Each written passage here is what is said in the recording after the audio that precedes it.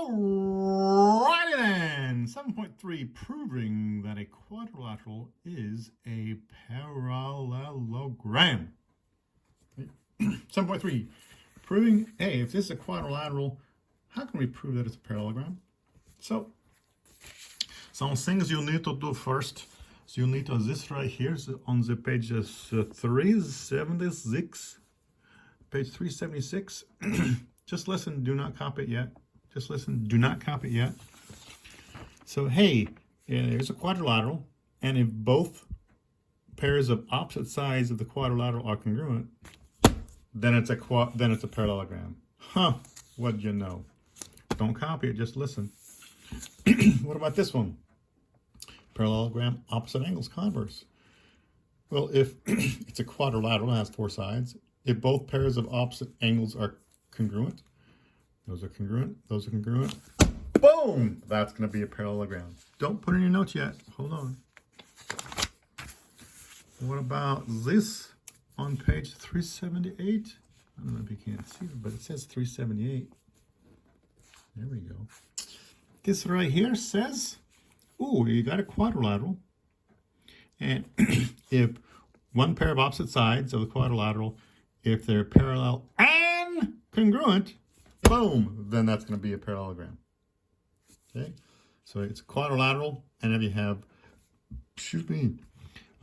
one pair of opposite sides, they're both congruent, and they're both parallel to each other, boom, that's going to be a parallelogram. Don't copy your notes yet, just listen. And the last one, you have a quadrilateral. If the diagonals of this quadrilateral bisect each other, in other words, that's the midpoint of this diagonal, and that same point is the midpoint of the other diagonal, boom, then that's going to be a parallelogram. Okay, so these are all, that's the converse. This is some more converse over here, but you could put that in your notes, but you know, there's an easier way of doing that. Right here, page 379. So one way to show that a quadrilateral is a parallelogram, you can do it by the definition. Hey, if you have two sets of opposite sides that are parallel, boom, that's going to be a parallelogram. Another one is show that both pairs of opposite sides are congruent. Those are congruent to each other, and those are congruent to each other. Boom, that's going to be a parallelogram by the parallelogram opposite sides converse theorem. Or, in a quadrilateral, show that both pairs of opposite angles are congruent. Show that these angles are congruent, and these two angles are congruent to each other. Boom, then you know that's going to be a parallelogram by the parallelogram opposite angles converse theorem. What about if you have a quadrilateral and you show that one pair of opposite sides are both congruent and parallel? You got yourself a parallelogram by the opposite sides parallel and congruent theorem. As the last one we did, if you have a quadrilateral and if these diagonals bisect each other, if that's the midpoint of both diagonals, boom, you got yourself a parallelogram by the parallelogram diagonals converse theorem. Oh, wow, bam, check it out. Oh, sorry. This should go in your notes. Or, if you don't want to spend the time to put this in your notes, and spend a lot longer time and put all of that in your notes, and all this in your notes on page 378. Or the shorter version is just to take this stuff and put it in your notes on page 379. Huh? Much faster. Work harder, work smarter, your choice. All right, you do that. And then we're going to do some practice here. Okay? This we have question number 3. It says, on what theorem would you say that if you're given this, what theorem would be used to show that this is a parallelogram? Well, right here we have these angles are congruent, and these angles are congruent. If there's only something somewhere that would tell us what if the opposite angles in a quadrilateral are congruent, I wonder what we'd use. What theorem would we use? I'll let you figure out what that is, even though I'm pointing to it right there. Okay. What about number 5? Number 5. I got to learn how to draw a diagonal, but that's a diagonal. And there's a diagonal. Hey, that's the midpoint because these have 3 hash marks and this distance has 3 hash marks. So they're congruent. On this diagonal, this distance has 2 hash marks. That has 2 hash marks, which means that's a midpoint. Hey, these 2 diagonals bisect each other. I wonder what theorem we could use to show that this is going to be a parallelogram. Huh. Here's 2 diagonals that bisect each other right there. I wonder what the name of that theorem would be. I wonder what the name of that theorem. 1 word, 2, 3 words? Huh? I wonder what that would be. I'll let you figure that out. Number 9. Find the values of x and y that make the quadrilateral a parallelogram. So if this is going to be a parallelogram, what's going to be the value of x and what's going to be the value of y? Well, if this is going to be a parallelogram, then the opposite angles are congruent. X is going to be 114. They're opposite. X equals 114. And these are opposite. Y 66. Easy. Put it so you can read it. And Y 66. Boom. Done. All right. Well, hold on. What's wrong with that? 114 degrees. And Y is 66 degrees. Boom, boom, boom, boom. Now you're done. Maybe put a box around your answer. Highlight it some way so we can look at it and go, yeah, there's your answer. Okay? Put a box around it and or highlight it in some fashion. What's the next one? Question number 12. This is going to be the parallelogram. This is going to be a parallelogram. What you need to do, find the value of x that makes this quadrilateral a parallelogram. X and y. 12. Yeah, x and y. That's what it says. Oh, if that's going to be a parallelogram, then the opposite angles are congruent. Well, that means this is equal to this. 4x plus 13 is equal to 5x minus 12. What we got here is an algebraic problem. Use algebra and solve.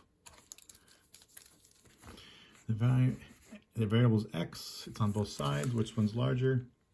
That one. So get all the x's to one side of the equation. And this side of the equation, getting rid of 12, put it on the other side. The opposite of minus 12 is plus 12. Opposite of subtracting 12 is adding 12. You do that to both sides of the equation. We're going to get 25 equals x. Boom. And you got to find y. Hey, if it's a parallelogram, the opposite sides are congruent. So 3x minus 8 equals 4y plus 7. Well, we know what x is. It's 25. So 3 times 25. 3 times 25 is 75. 75 minus 8. 63.7.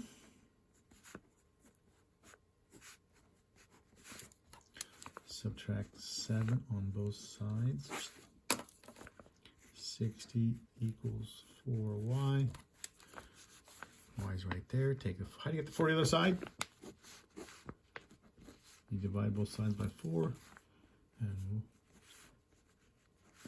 so don't leave them on one here and one way over there and make people look. No, put them together so people can see. X equals 25 and y equals 15. Boom. Easy peasy. Well, wait, we're not done. X equals 25 what?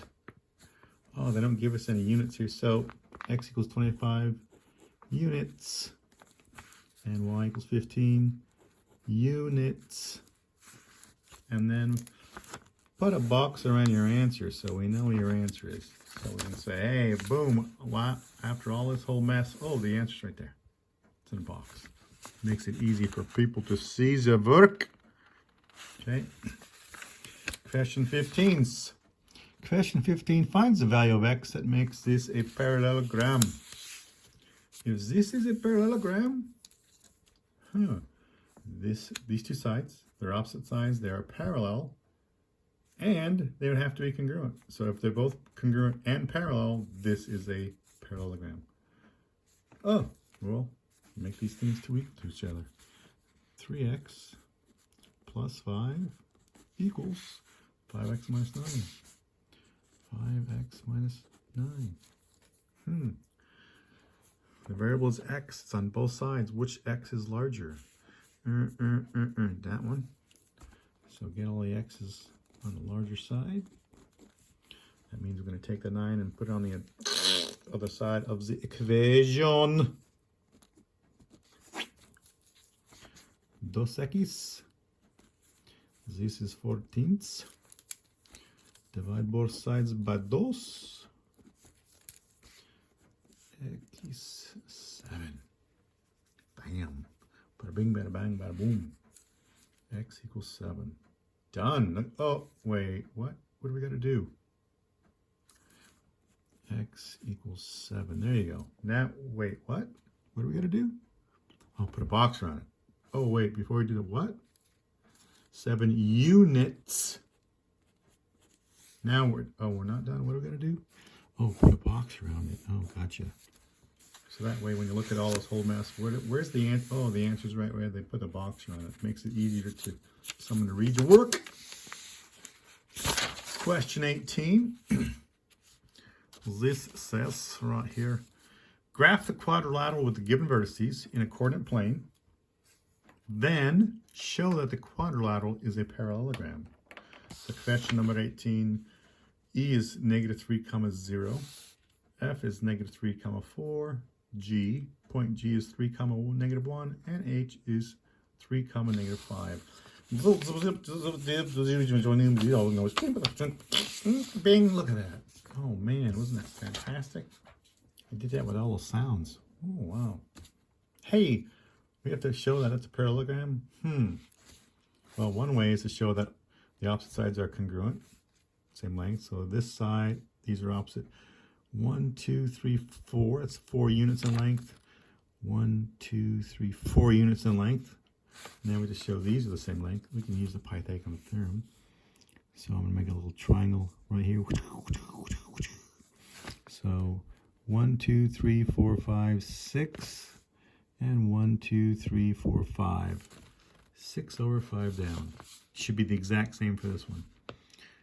6 to the right. 1, 2, 3, 4, 5, 6. And then 5 down. 1, 2, 3, 4, 5. Perfect. There's one way to do that. Another one is to show that opposite sides, I'll pick these two. Hey, they have to be the same length and parallel. Well, vertical line, they're parallel. Are they the same length? 1, 2, 3, 4. 1, 2, 3, 4. There you go. There's another one. So you can use any of these methods right here on page 379. That would work.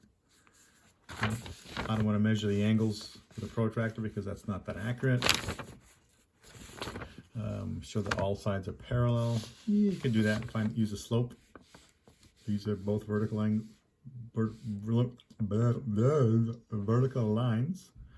You can find the slope of this side and this side. You can do it that way. There's many different ways you can do that. Okay, that's question 18. Oh, we're done. 14 minutes. Bada bing, bada bang, bada boom. Bye bye, guys. Hasta la bye byes.